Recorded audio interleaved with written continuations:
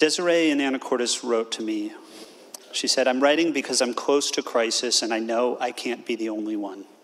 I'm a single mom that's lived in Anacortes my son's whole life.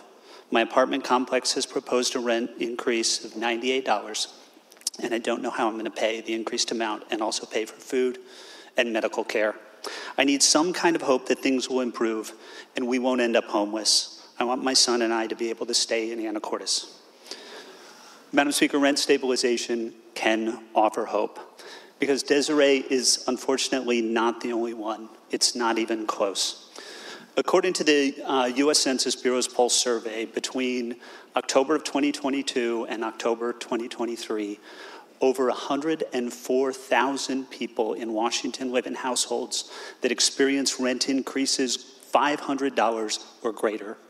104,000 people, $500 a month. Madam Speaker, that is staggering. We know that when rents go up in an area by as little as $100 a month, we can see a measurable and significant increase in homelessness. When rent goes up astronomically for folks, some of them just are not able to hold on. May I read again, Madam Speaker? Please proceed. A nurse named Hannah in Bellingham shared a story with me. This winter, she says, I cared for a recently homeless community member who could no longer afford rising rents on their fixed income. They had resolved to living in their beaten up old car that no longer ran. On the night it dropped below 10 degrees, emergency medical services found them stuck inside the car with the doors frozen shut.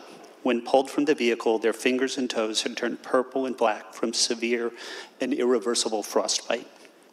Because of rent increases, Madam Speaker, this story has been repeated across Washington. I also spent a good deal of the last interim trying to connect with landlords to try and understand this crisis from their perspective. I talked to 30 or 35 folks who manage You have 30 seconds remaining. or own rental housing. I didn't talk to anyone who wants this to happen to their tenants or who would be callous about it. But I heard over and over that each individual landlord would not raise rents like this, but they knew that these kinds of rent increases were unnecessary for good business. But we know it's happening, we know these stories are real, and we can do something about it. Please join me in voting yes.